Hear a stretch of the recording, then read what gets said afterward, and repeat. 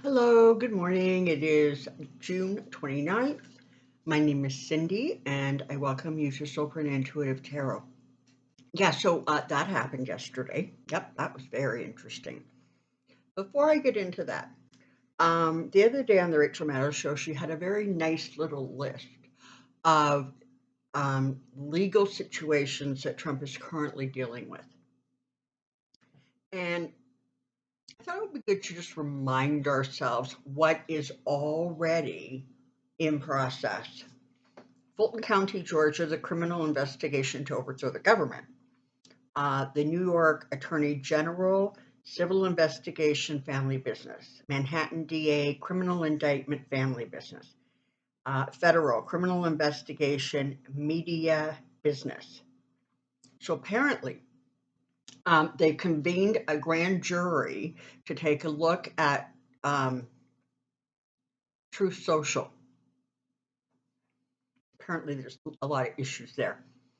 And also under investigation, of course, is Jeffrey Clark, the lawyer, and John Eastman, the lawyer.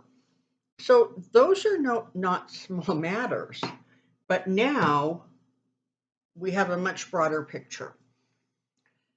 So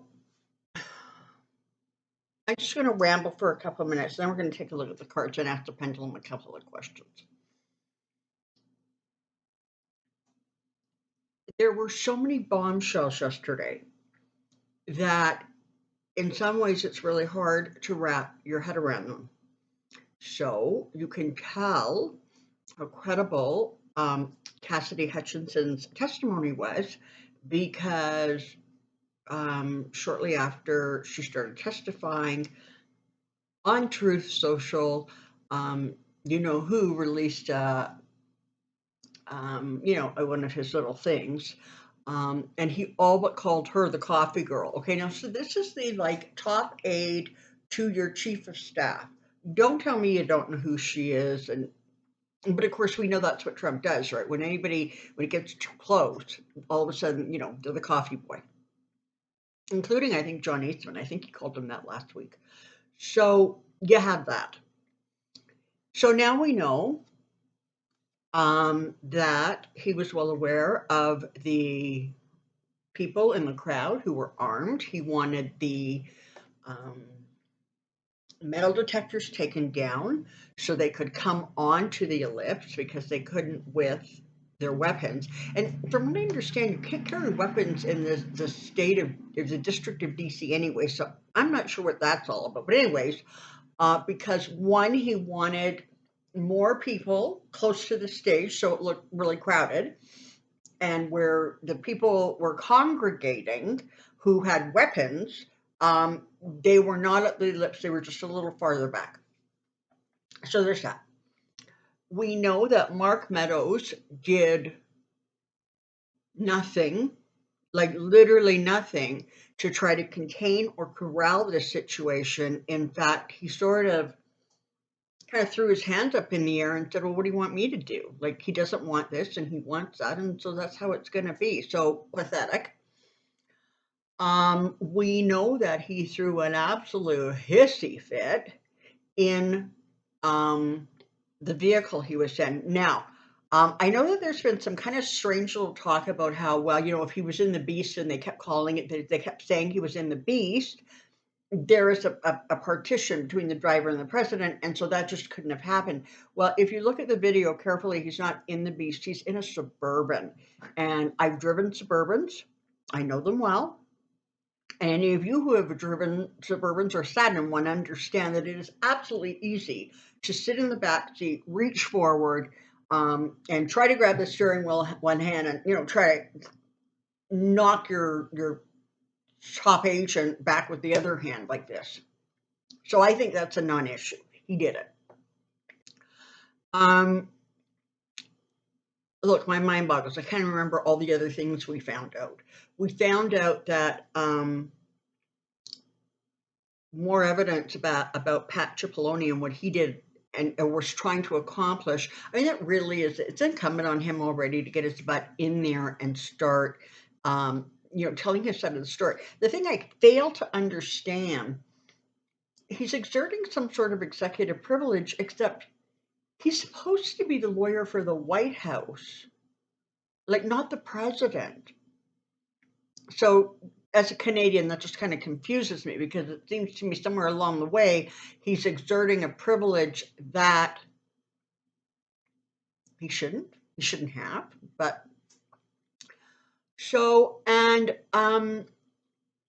we also know that there clearly appears to be witness intimidation going on. And, what was said and what was not said in terms of why the hearing was moved up and why the witness was being kind of so secret, was because clearly there had been some, some intimidation or some threats against her, and they needed to get her out front in public so that her information could get released so people would stop trying to prevent her from doing so. And, if you think about the previous hearings, um, there was already enough video testimony that was submitted from her. So again, people had a good idea now in the days before leading up to yesterday or the day before, that she had a lot of information and she was sort of telling it straight. So there's that. The whole day was a mic drop, like boom, one after another. It was just astounding. And the thing is, I mean, some of this stuff we sort of knew. We had heard stories before about, Trump throwing plates around and stuff in the dining room. But there was a sort of picture painted about his volatility, and worse, the reactions of people around him who just sort of wouldn't react. I guess you could sort of write that off as saying, well, no one wants to be the messenger that gets their head chopped off. And I get that. But the country's constitution was being threatened. And like, according to what they said, he really, really wanted to get up on the Hill. And even though he had been warned, like, the list of crimes you're going to get charged with are unending if you do that, he really didn't kind of care. He wanted what he wanted because he is a narcissistic child. Okay? So that's that. So I want to take a look and see. I mean, I don't think we really need to delve into the Trump family because we know his head is exploding. I got to tell you, I'm shocked he hasn't had a stroke by now or a heart attack. Because the pressure just must be mounting on him in an insane sort of way. So what I want to look at, more importantly, is the reaction, okay, to what's being said, what's being found out. I think, and maybe let's just ask my pendulum a couple questions first. So my first question is this: aside from all, okay, there we go. Okay, so for those of you new, pendulum goes side to side like that. It's ready to talk. Pendulum, show me yes. You'll see it goes back and forth. Pendulum, show me no. And it goes round and round. You are going to notice some slight vibration to my hand. That is the energy coursing through it. Okay, if I'm not connected to the pendulum won't move. Therefore, I physically have to be connected to it, and that creates a vibration. So, despite all of the other investigations that are going on, is the Department of Justice currently investigating events around January 6th? Okay, so that's a no-brainer. That's a yes. And I've told you before, they're working in like concentric circles, right? They started off with, trespassing or whatever. They're moving their way closer and closer and closer until at this point, there is some connection with, going after the lawyers, that kind of thing. So it's getting tighter and tighter around him. So we know the Department of Justice is doing the investigation. But the real question is the Department of Justice actually going to investigate Trump. Is the Department of Justice going to investigate Trump for the events of January 6th? Yeah. Is part of what the January 6th committee is doing is putting, frankly, all of the ducks in a row to charge Trump under Amendment 14. I think I've got that right. Yes. So that is the amendment to the Constitution that says if you partake in or aid and abet a insurgent, you can never ever run for office again. So there's that. And I really think that's what they're going for. They're going for the most serious charge they can get him on, where they have the most amount of evidence, because ultimately they just want this guy gone, and they sure as hell don't want him holding any public office ever again, ever again, ever again. Is Pat Cipollone actually going to end up testifying? Pendulum says yes. Okay. Is President Pence, Vice President Pence, God forbid, Vice President Pence, is he going to end up testifying? No. Okay, because of course, he's straddling that line, right? He thinks he's going to make a run in 2024 for the president. He doesn't want to kind of piss off, hey, Nova. He doesn't want to piss off Trump's voters. Okay, so there's that. Is Trump going to end up running in 2024? Is he going to be able or eligible to run for the presidency in 2024? And that's a no.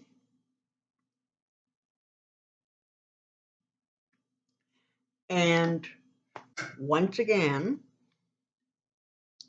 is the Democratic representation in the House and Senate going to increase as a result of the midterms? Okay, and that's also a yes. So that's super good news. Stephen Breyer, Justice Stephen Breyer has announced he is leaving office tomorrow at noon, and that brings in Jackson Brown, I think is her name, Judge Jackson Brown, onto the Supreme Court. So that doesn't change the numbers, but what it is going to do, I think, is change the dynamic of what's going on there. And I think you're going to see some sort of a shift. I think people are going to end up like, oh, and if you haven't seen it, Ginny Thompson, who was like, I can't wait to come and testify. I need to tell my side of the story, blah, blah, blah. Well, I guess after the last several hearings, her statement now is, well, I think you kind of need to provide better justification for why you want me to testify. So I guess maybe she got a little scared.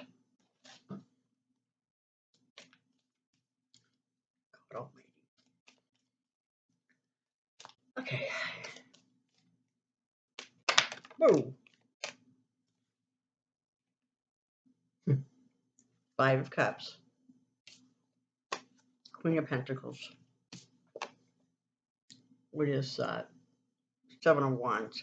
So just those cards are telling a story, right? They're telling a story about the strength, law, rulings, judgment, hearings. It's going to cause disappointment, loss, and sadness. and put the Republicans in a position to defend themselves. And that is the other thing. Have we heard from these people? Crickets. Absolute crickets. Nobody has anything to say because the GOP is absolutely reeling by the fact that they have everything they have. Okay, so that was a sort of a long ramble, but there were some things that I just wanted to get sort of front and center, give you some food for thought. And let's take a look at the impact of the hearings. So what happens as a result of the hearings? And listen up, we've still got, they're saying a couple more. I don't think so. I think there could be like 3 or 4 more at a minimum. And then apparently they're scheduling to sort of continue in September with additional information that's coming in as a result of these hearings. You've got the filmmaker, and every time you hear members of the committee speak, they're talking about all this new information, all these new people coming forward. This is going to continue to unfold throughout the summer and into the fall. And that's perfect because election deniers are going to start looking stupider and stupider all the time. And this information is not going to go away, so it's going to stay fresh in people's minds. So, again, heading into the elections, you have the Trump situation, the stolen election that wasn't. You have the abortion issue. You have the gun situation. And you have angered the 20 and 30-year-olds of the United States. And that is a mistake. Hey, baby wife, off you go. Okay. So come on down, because I have a question. Okay, here we go. Overall impact of hearings. Overall impact of hearings. Overall impact of hearings. If you have not seen the video I put out on Tuesday, yesterday morning, with regards to the overturning of the abortion rights, I encourage you and ask you to take a look at that. Here we go.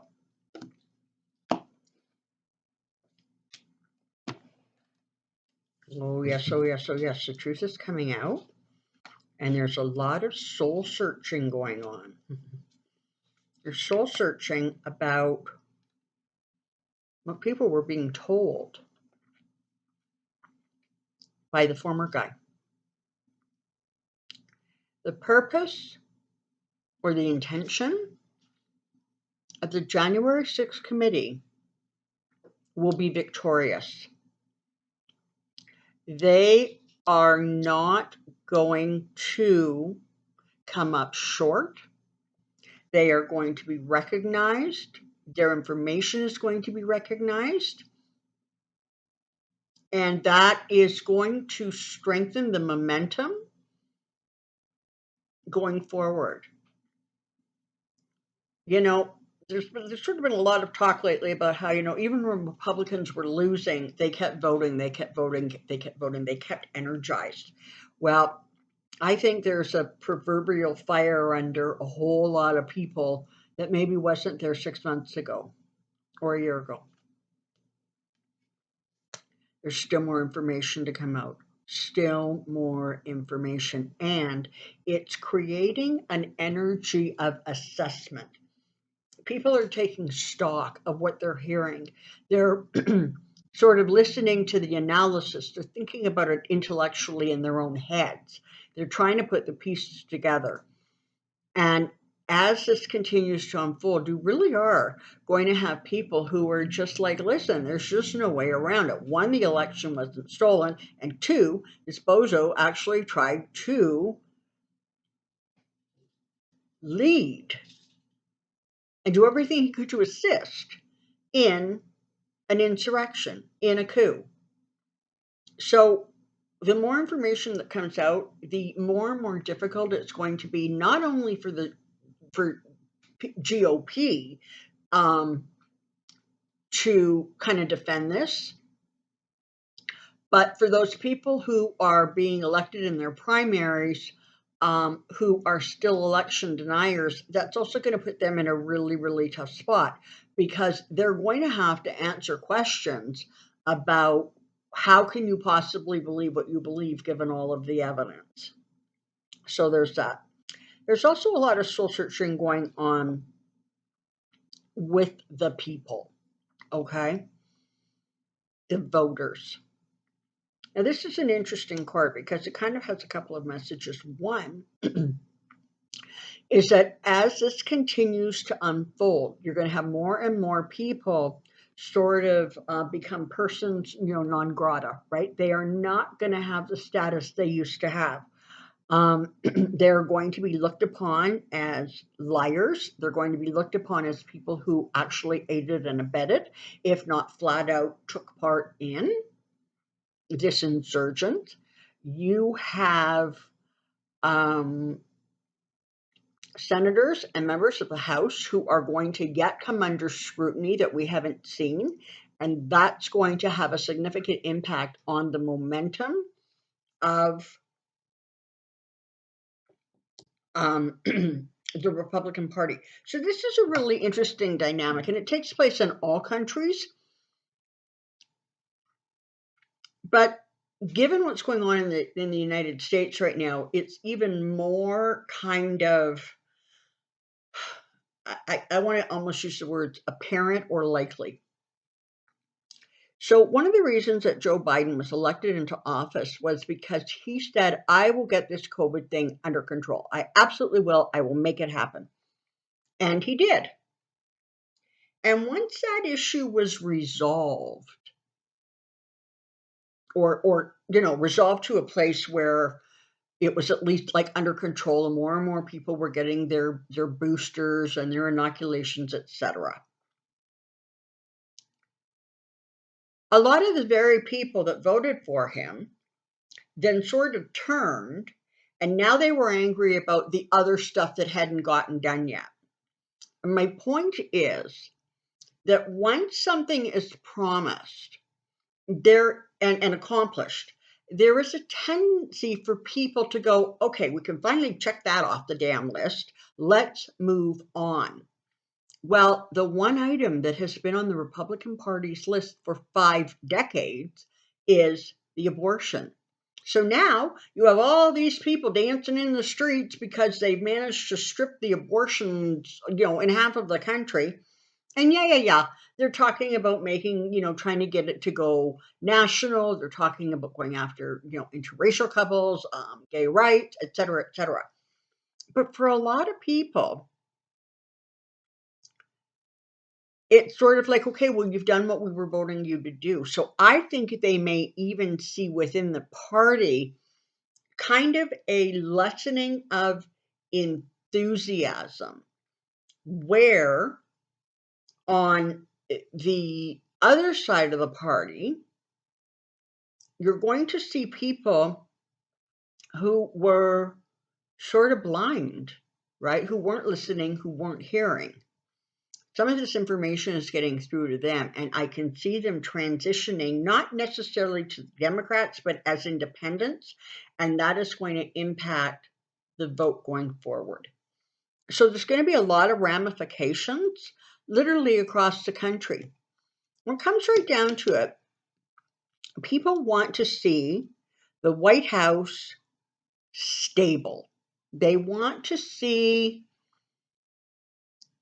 their institutions as safe and secure.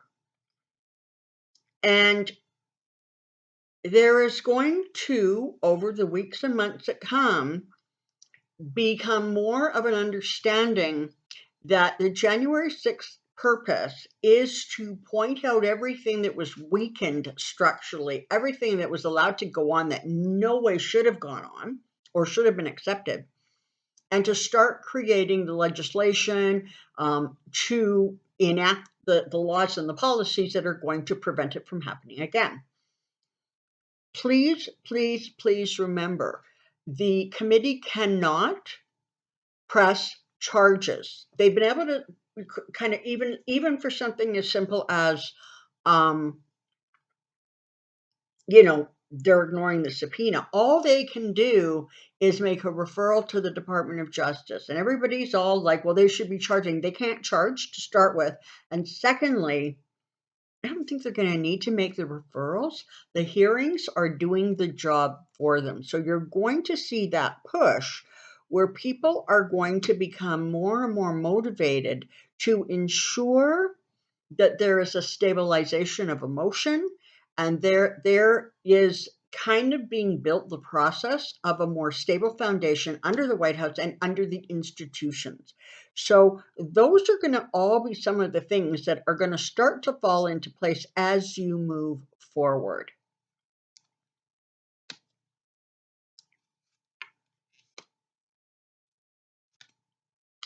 So there was a lot more of this sort of quid pro quo behavior going on. I hadn't heard this before, but yesterday in one of the post analysis chit chats, um, and I don't remember unfortunately who said it, but somebody reminded the panel that Mark Meadows like did nothing. He was like useless. He just didn't react. And somebody said, but let's not forget, Mark Meadows also received $1 million from, I don't know, the Stop the Steal, from one of the charities, from one of the things that, so indirectly it came from Trump. Okay. So a lot more of this kind of, you do this, I'll do that, you overlook this, I'll overlook that happened. Also, this nonsense about Mark Meadows seeking a pardon. Hello. So that's not a good thing either, right? I mean, this goes to the fact that these people knew that what they were doing was wrong and that they could very well be legally liable for it. But obviously, what they believed or thought they were going to get in return was sufficient for them to not only lose their moral compass, but bury the thing 6 feet down. Okay? But ultimately, what they thought and perceived of as a win is really going to blow up in their faces, and they're going to realize that, you know what, wow, that wasn't a win. You may also see a few people kind of jumping ship as we move forward.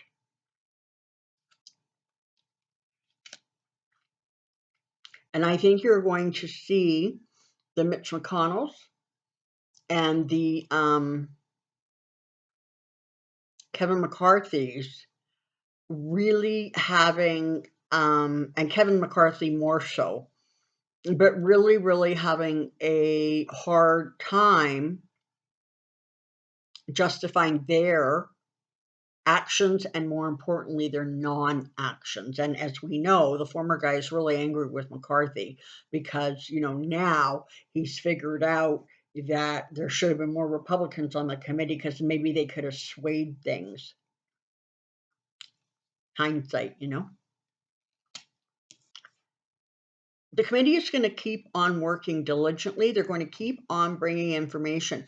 People who think that this is going to be over kind of in July are mistaken.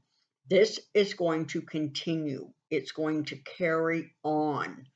And that constant drumbeat of the new information is going to have an impact on how people are voting. I think the GOP are ultimately going to end up quite heartbroken because, and this is the thing, I mean, start preparing yourself now, okay? There may be more minor investigations or investigation into more minor people that are going on now and that will continue. But as you get closer to the election, at this point, do not expect the Department of Justice to go after Trump. They may well be doing it quietly behind the scenes. But remember, it is the Department of Justice policy that they do not do, they sort of don't announce any investigations that could sway the results of an election.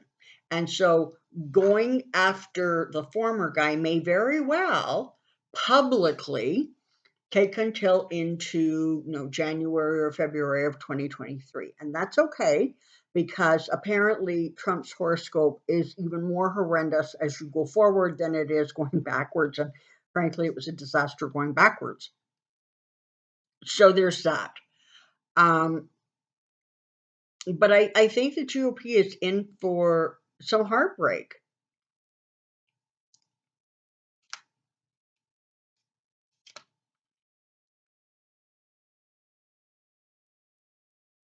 So, for those of you who might be new to this channel, the King of Pentacles has always been my card for Trump, as has been the Fool card. Now, the fact that we already have the King of Pentacles, but the Fool has showed up, and it showed up beside the Four of Swords, is an indicator that, again, it appears as if there are some concerns or some issues with the former guy's health.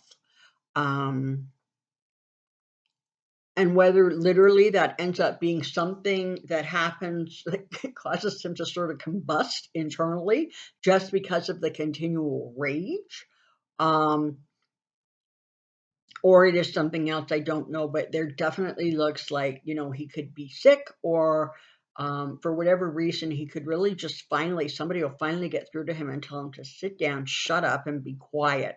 I don't know how long that lasts, because I actually think he is genetically incapable of shutting up. But you never know. Miracles happen, right?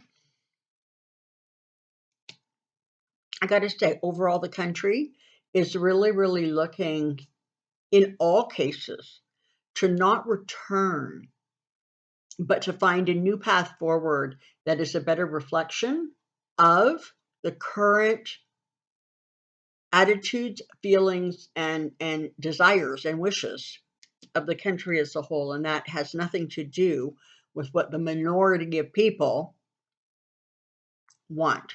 It's opposed to what they're getting being pushed by, the minority of people are pushing the majority into getting what the majority doesn't want, but the minority does want. And that needs to come to a stop. There's going to be recalculation created so that that kind of imbalance does not continue. And don't forget this.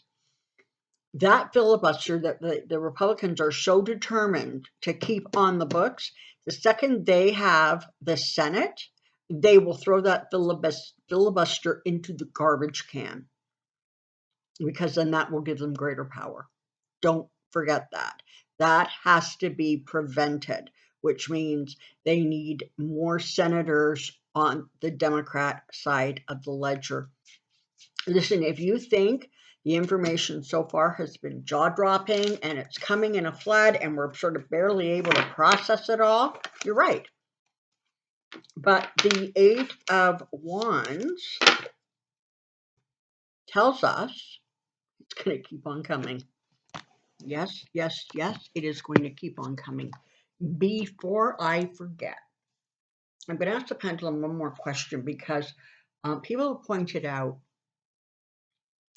that there's a difference between an indictment and a conviction, and I tend to always ask about indictments. So let us ask a couple of questions. When the department goes forward, okay, is the Department of Justice going to go forward with indictments on Donald Trump? Okay, that's a yes.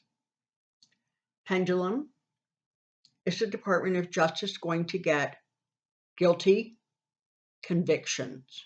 Is he going to be convicted? Yes. Okay. Are there also convictions coming for him for some, if not all, of the investigations that are currently ongoing in Georgia and New York and Manhattan, etc.? And that's also a yes. Because remember, a lot of the stuff that's being investigated there, aside from, I think, the Fulton County meddling in an election, the other stuff is connected to his business. Doesn't have anything to do with him being president now, before, or in the future. This is about the Trump family and the way their businesses were conducted. And so he doesn't sort of have the kind of buffering, if you will, that, you know, he might have or had as a president. Okay, so all things being equal, I should be back on Friday. Um, in case I forget, for Canadians, have a fabulous, fabulous Canada Day, which is on Friday. And for Americans, on July 4th, it is your Independence Day. I'm pretty sure that's the holiday you celebrate. And so this weekend coming up should be one of sort of an affirmation of the countries we live in, an affirmation of our highest good and highest intentions. And let's not only take a moment to do some reflection on what that means in terms of our country, maybe let's take a moment to look at our own highest intentions, hopes, and dreams. It might be time to just reevaluate some of those and, you know, reach for the stars. Okay. Until next time, take care. Be well. We'll see you really soon. Bye bye.